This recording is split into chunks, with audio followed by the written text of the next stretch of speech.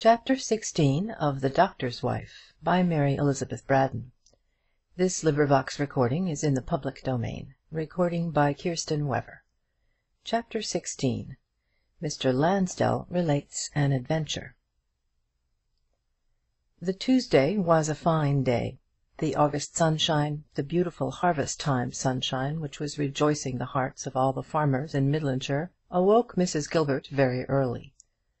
She was going to Mordred Priory. For once she forgot to notice the ugliness of the shabby furniture, the bare whitewashed walls upon which her eyes opened. She was going to Mordred Priory. There are moments in our lives in which all the great expanse of the past and the future seem as nothing compared with the consummate felicity of the present. It was very early, but not too early for her to get up, Mrs. Gilbert thought. She seated herself before the little glass at the open window and brushed her long black hair, while the birds twittered and shook themselves in the sunshine, and the faint lowing of cattle came like a long drowsy murmur from the distant fields. The surgeon and his wife had held solemn conference with each other as to the hour at which they ought to arrive at Mordred Priory. Luncheon might be eaten at any time from 1 until 3, Mr. Gilbert said, and it was decided, therefore, that they should present themselves at the gates of the Priory a short time before 1 o'clock. How pretty the village of Mordred looked in the sleepy August atmosphere, the hazy, cup-like sunshine! How beautiful everything looked just at the entrance to the village, where there was a long straggling inn with a top-heavy roof, all dotted over with impossible little windows, a dear old red-tiled roof, with pouters and fantails brooding and cooing to themselves in the sunshine, and yellow stonecrop creeping here and there in patches of gold. To the right of the inn a shady road led away below the walls of the Priory to the square turreted church, and grander than the church itself, the lofty gates of Mordred dominated over all. Isabel almost trembled as Mr. Gilbert got out of the gig and pulled the iron ring that hung at the end of a long chain on one side of those formidable oaken gates. It seemed like ringing at the door of the past somehow, and the doctor's wife half expected to see quaintly costumed servants, with long points to their shoes and strange parti-coloured garments, and a jester with a cap and bells. But the person who opened the gates was only a very harmless old woman, who inhabited some stony chambers on one side of the ponderous archway. George drove slowly under that splendid Norman gateway, and Isabel looked with a shiver at the portcullis and the great rusty chains high above her head. Oh, if it should fall some day upon Mr. Lansdell as he was riding out of his grand domain! Her mind was like a voluminous picture book, full of romantic incidents and dreadful catastrophes, and she was always imagining such events as these. Brown Molly jogged slowly along the winding drive. Oh, the beautiful shrubberies, and banks of verdure, and dark shining foliage, and dark spreading cedars making solemn shadows yonder on the lawn, and peeps of glistening water in the distance. How beautiful, how beautiful! And stopped before a Gothic porch, a grey old ivy-covered porch, beneath which there was an open doorway that revealed a hall with armour on the walls, and helmeted classic heads of white marble on black marble pedestals, and skins of savage beasts upon dark oak floors. Isabel had only caught a brief glimpse of the dusky splendour of this interior, when a groom appeared from behind a distant angle of the house, and ran forward to take George Gilbert's horse. And in the next moment Mr. Lansdell came out of the porch and bade his visitors welcome to Mordred. "I am so glad to see you. What a lovely morning, is it not? I'm afraid you must have found the roads rather dusty, though. Take care of Mr. Gilbert's horse, Christie. You'd better put him into one of the loose boxes. You see my dogs, you know, Mrs. Gilbert." A liver-coloured pointer and a great black retriever were taking friendly notice of Isabel. "Will you come and see my pictures at once? I expect Gwendoline and her father, and Raymond, your friend, and the children presently." There was no special brilliancy or eloquence in all this, but it sounded different from other people's talk somehow. The languid lingering tones were very cordial, in spite of their languor, And then how splendid the speaker looked in his loose black velvet morning coat, which harmonized so exquisitely with the Rembrandt hues of his complexion. There was a waxen-looking hothouse flower in his buttonhole, and across that inspiration of a West End tailor, his waistcoat, there glimmered a slender chain of very yellow gold, with onyx cameos and antique golden coins hanging to it, altogether different from the clumsy yellow lockets and fussy boxes which dangled on the padded chests of the officers at Conventford, whom Isabel had until so lately implicitly believed in. Mr. Lansdell led the way into a room beyond which there were other rooms, opening one into the other into a long vista of splendour and sunshine. Isabel had only a very faint idea of what she saw in those beautiful rooms. It was all a confusion of brightness and colour, which was almost too much for her poor sentimental brain. It was all a splendid chaos, in which antique oak cabinets, and buhl marquetry, and carved ebony chairs, and filigree work and ivory, old Chelsea, Battersea, Copenhagen, Vienna, Dresden, Sèvres, Derby, and Salopian china, Majorca and Palissy ware, pictures and painted windows, revolved like the figures in a kaleidoscope before her dazzled eyes. Mr. Lansdell was very kind, and explained the nature of some of these beautiful things as he loitered here and there with his guests. George walked softly, with his hat in his hand, as if he had been in church, and stared with equal reverence at everything. He was pleased with a Vandeville, because the sea was so nice and green, and the rigging so neatly made out, and he stopped a minute before a feat to admire the whiskers of a hare, and he thought that a plump-shouldered divinity by Greuze, with melting blue eyes and a grey satin gown, was rather a fine young woman. But he did not particularly admire the Murillos or the Spanvolettis, and thought that the models who sat to those two masters would have done better if they had washed their faces and combed their hair before doing so. Mr. Gilbert was not enthusiastic about the pictures, but Isabel's eyes wandered here and there in a rapture of admiration, and by those great dark eyes filled with tears before the gem of Mr. Lansdell's collection, a Raphael, a picture of the Man of Sorrows half fainting under the cruel burden of his cross, sublime in resignation, unspeakably sorrowful and tender, an exquisite half-length figure, sharply defined against a vivid blue sky. "My father believed in that picture," said Mr. Lansdell, "but connoisseurs shrug their shoulders and tell me that it never stood upon the easel of Raffaele d'Urbino." "But it is so beautiful," Isabel answered in a low, awe-stricken voice. She had been very inattentive to the rector's sermon on the previous Sunday, but her heart filled with a tender devotion as she looked at this picture. "Does it matter much who painted it, if it is only beautiful?" And then Mr. Lansdell began to explain in what manner the picture differed from the best authenticated productions of the prince of painters. But in the middle of this little lecture Mr. Raymond and the orphans came trooping through the rooms, and the conversation became general. Soon after this Lady Gwendoline and her father made their appearance, and then a very neatly dressed maid conducted the ladies to a dressing-room that had once belonged to Roland's mother, where the window curtains were sea-green silk, and the looking-glass was framed in Sèvres biscuit, and where there were ivory-backed brushes and glittering bottles of rich yellow-looking perfume in a casket of gold and enamel. Isabel took off her bonnet and smoothed her hair with one of the brushes, and remembered her dressing-table at home, and a broken black brush of George's, with all the unprotected wires sticking out at the back. She thought of the drawer in the looking-glass, with a few bent hair-pins, and her husband's razors with coloured bone handles, and a flat empty bottle that had once held lavender water, all jostling one another when the drawer was pulled open. Mrs. Gilbert thought of these things while Lady Gwendoline removed her bonnet, another marvellous bonnet, and drew off the tightest coffee with plenty of milk in it coloured gloves, and revealed long white hands luminous with opals and diamonds.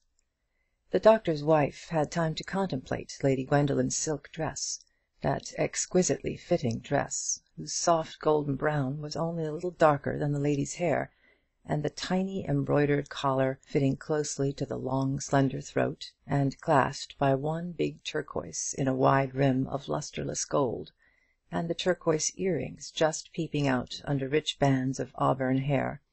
Mrs. Gilbert admired all these things, and she saw that Lady Gwendoline's face, which was so handsome in profile, was just a little faded and wan when you had a full view of it. The orphans took the gold tops off the bottles one by one, and sniffed energetically at the different perfumes, and disputed in whispers as to which was nicest. Lady Gwendoline talked very kindly to Mrs. Gilbert. She did not at all relish being asked to meet the doctor's wife, and she was angry with her cousin for noticing these people, but she was too well bred to be otherwise than kind to Roland's visitor.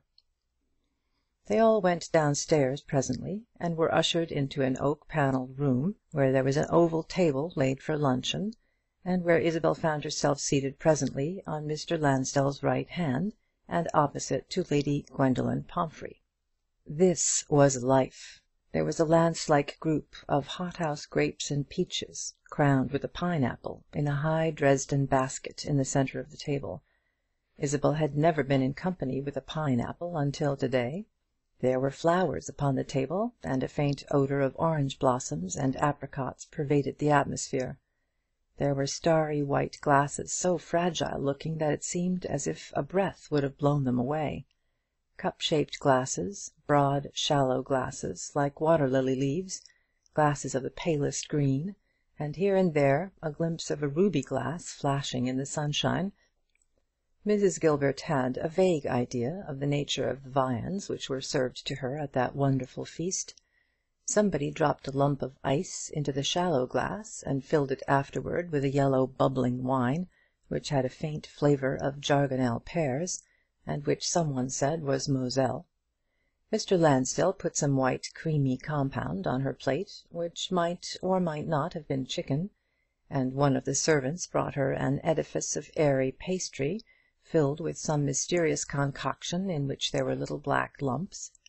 She took a spoonful of the concoction, seeing that other people had done so, but she was very doubtful about the little black lumps, which she conjectured might be a mistake of the cook's. And then some one brought her an ice, a real ice, just as if Mordred Priory had been a perpetual pastry cook's shop, a pink ice in the shape of a pear, which she ate with a pointed golden spoon, and then the pineapple was cut, and she had a slice of it, and was rather disappointed in it, as hardly realizing the promise of its appearance. But all the dishes in that banquet were of such stuff as dreams are made of. So may have tasted the dewberries which Titania's attendants gave to Bottom. To Isabel there was a dreamlike flavour in everything. Was not he by her side, talking to her every now and then? The subjects of which he spoke were commonplace enough, certainly, and he talked to other people as well as to her. He talked about the plans of the Cabinet and the hunting season to Lord Ruysdale, and he talked of books and pictures with Mr. Raymond and Lady Gwendoline, and of parish matters with George Gilbert. He seemed to know all about everything in the world, Isabel thought. She could not say how much. How to admire was all the art she knew. As to the orphans, those young ladies sat side by side, and nudged each other when the sacrificial knife was plunged into any fresh viand, and discoursed together every now and then in rapturous whispers. No part of the banquet came amiss to these young persons, from rout cakes and preserved ginger to lobster salad or the wall of a fricadeau. It was 4 o'clock by the time the pineapple had been cut, and the banquet concluded.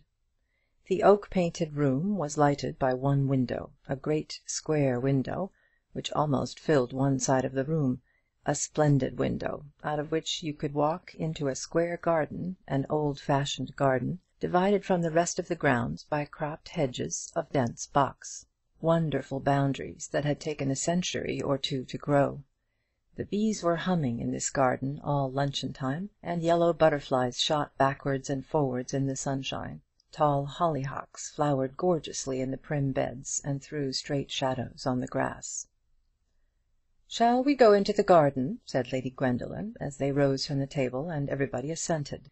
So presently Isabel found herself amidst a little group upon the miniature lawn, in the centre of which there was a broad marble basin filled with goldfish, and a feeble little fountain that made a faint tinkling sound in the still August atmosphere.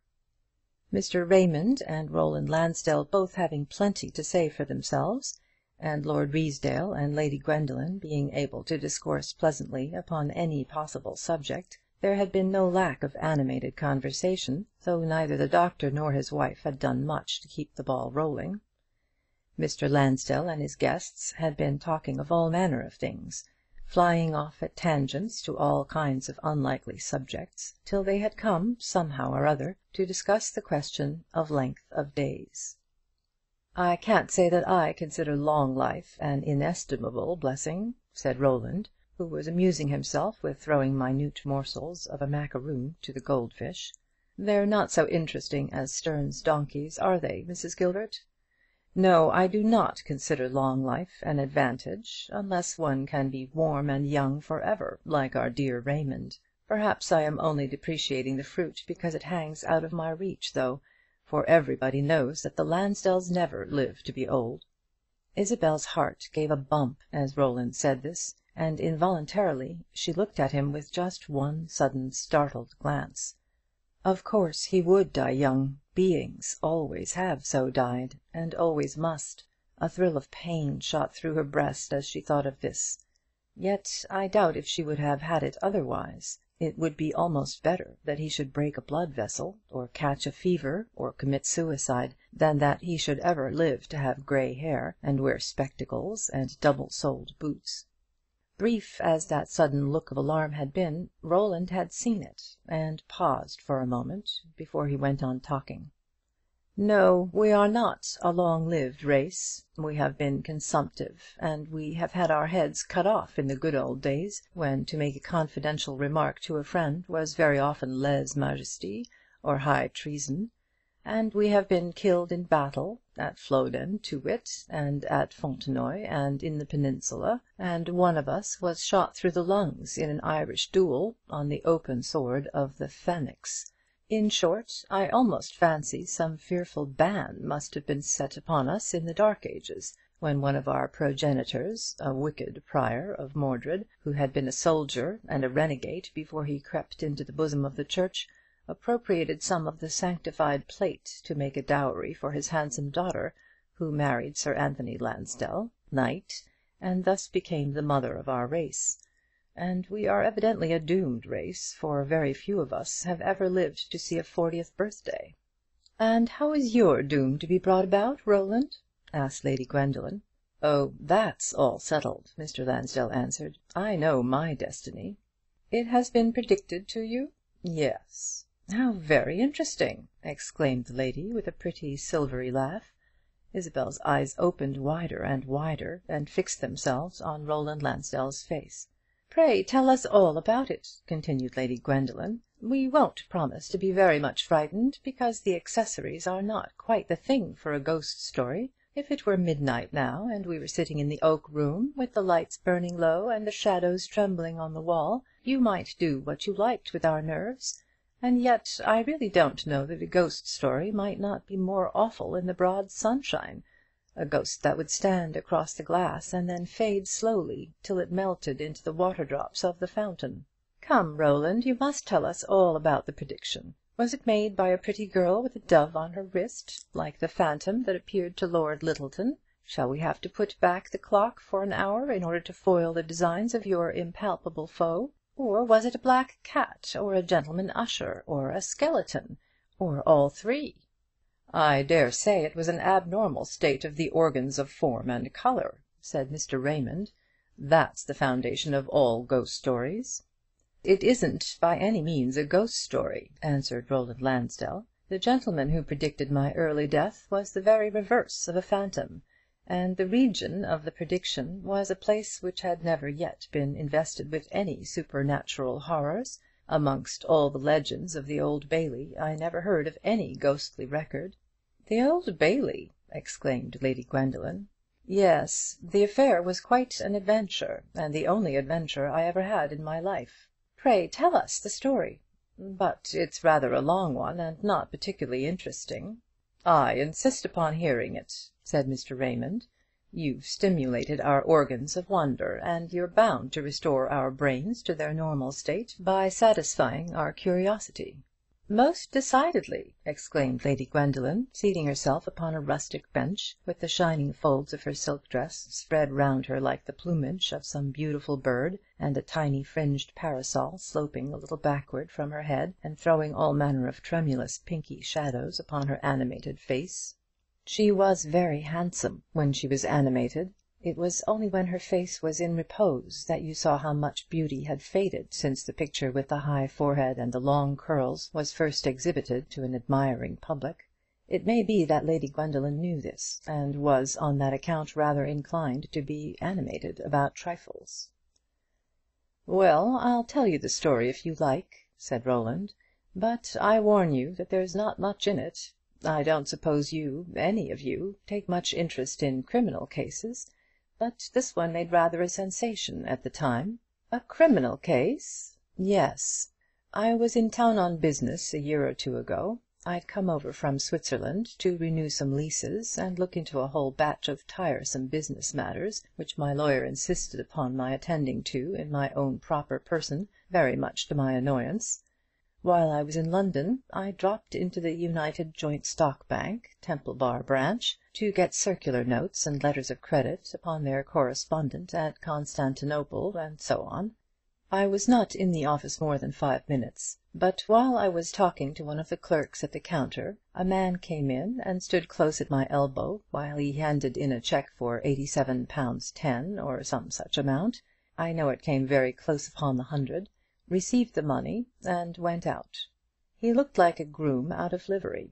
I left the bank almost immediately after him, and as he turned into a little alley leading down to the Temple, I followed a few paces behind him, for I had business in paper buildings. At the bottom of the alley my friend the groom was met by a big black-whiskered man, who seemed to have been waiting for him, for he caught him suddenly by the arm and said, "Well, did they do it?" "Yes," the other man answered, and began fumbling in his waistcoat pocket, making a chinking sound as he did so. I had seen him put his money, which he took in notes and gold, into this waistcoat pocket. "You needn't have pounced upon me so precious sharp," he said, rather sulkily. "I wasn't going to bolt with it, was I?" The black-whiskered man had seen me by this time, and he muttered something to his companion, which evidently meant that he was to hold his tongue, and then dragged him off without further ceremony in the opposite direction to that in which I was going. This was all I saw of the groom or the black-whiskered gentleman on that occasion. I thought their method of cashing a cheque was rather a queer one, but I thought no more about it until 3 weeks afterwards, when I went into the Temple Bar office of the United Joint Stock again to complete my continental arrangements, and was told that the cheque for £87 10, more or less, which had been cashed in my presence, was a forgery, one of a series of most audacious frauds, perpetrated by a gang whose plans had only just come to light, and none of whom had yet been arrested. "They've managed to keep themselves dark in the most extraordinary manner," the clerk told me. "The cheques are supposed to have been all fabricated by one man, but 3 or 4 men have been employed to get hold of the original signatures of our customers, which they have obtained by a complicated system. No 2 cheques have been presented by the same person. That's the point that has beaten the detectives. They don't know what sort of men to look for." "Don't they?" said I. "Then I think I can assist them in the matter," whereupon I told my little story of the black-whiskered gentleman. Mr. Lansdell paused to take a breath, and stole a glance at Isabel. She was pale always, but she was very pale now, and was watching him with an eager, breathless expression. "Silly, romantic little thing," he thought, "to be so intensely absorbed in my story." "You're getting interesting, Roland," said Lady Gwendoline. "Pray go on." "The upshot of the matter was that at 8 o'clock that evening a grave little gentleman in a pepper and salt waistcoat came to me at Mivart's and cross-questioned me closely as to what I knew of the man who had cashed the cheque. 'You think you could recognize this man with the black whiskers?' he said. "Yes, most decidedly I could." "And you'll swear to him if necessary?" "With pleasure." On this the detective departed, and came to me the next day to tell me that he fancied he was on the track of the man he warded, but he was at a loss for means of identification. He knew, or thought he knew, who the man was, but he didn't know the man himself from Adam. The gang had taken fright, and it was believed that they all had started for Liverpool with the intention of getting off to America by a sea vessel that was expected to sail at 8 o'clock the following morning. The detective had only just got his information, and he came to me for help. The result of the business was that I put on my greatcoat, sent for a cab, and started for Euston Square with my friend the detective, with a view to identifying the black-whiskered gentleman. It was the first adventure I had ever had in my life, and I assure you I most heartily enjoyed it. Well, we travelled by the mail, got into Liverpool in the dead of the night, and in the bleak early dawn of the next morning I had the supreme pleasure of pointing out my black-whiskered acquaintance, just as he was going to step on board the steamer that was to convey him to the Atalanta Screw steamship bound for New York. He looked very black at first, but when he found that my companion was altogether en règle, he went away with him meekly enough, declaring that it was all a mistake, and that it would be easily set right in town. I let the two go back together, and returned by a later train, very well pleased with my adventure. I was not so well pleased, however, when I found that I was wanted as a witness at preliminary examinations, and adjourned examinations, and on and off throughout a trial that lasted 4 days and a half, to say nothing of being badgered and browbeaten by Old Bailey practitioners, who were counsel for the prisoner, and who asked me if it was my friend's whiskers I recognized, or if I had never seen any other whiskers exactly like his, if I should know him without his whiskers, whether I could swear to the colour of his waistcoat, whether any member of my family had ever been in a lunatic asylum, whether I usually devoted my leisure time to travelling about with detective officers, whether I had been plucked at Oxford, whether I should be able to recognize an acquaintance whom I had only seen once in 20 years, whether I was short-sighted. Could I swear I was not short-sighted?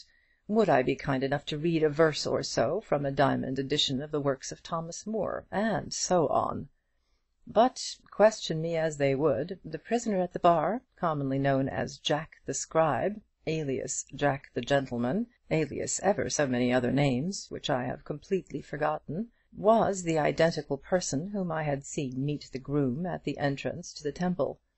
My evidence was only a single link in a long chain, but I suppose it was eminently damaging to my black-whiskered friend, for when he and 2 of his associates had received their sentence, 10 years' penal servitude, he turned towards where I was standing, and said, "I don't bear any grudge against the gentlemen of the jury, and I don't bear any malice against the judge, though his sentence isn't a light one. But when a languid swell mixes himself up in business that doesn't concern him, he deserves to get it hot and strong.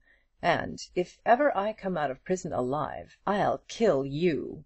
He shook his fist at me as he said it. There wasn't much in his words, but there was a good deal in the way in which they were spoken. He tried to say more, but the warders got hold of him and held him down, panting and gasping, and with his face all of a dull livid white. I saw no more of him, but if he does live to come out of prison, I most firmly believe he'll keep his word. "Izzie," cried George Gilbert suddenly, "what's the matter?" All the point of Mr. Lansdell's story was lost, for at this moment Isabel tottered and fell slowly backward upon the sward, and all the goldfish leaped away in panic of terror as the doctor dipped his hat into the marble basin. He splashed the water into his wife's face, and she opened her eyes at last, very slowly, and looked round her. "Did he say that," she said, "did he say that he'd kill—" End of Chapter 16. Recording by Kirsten Weber.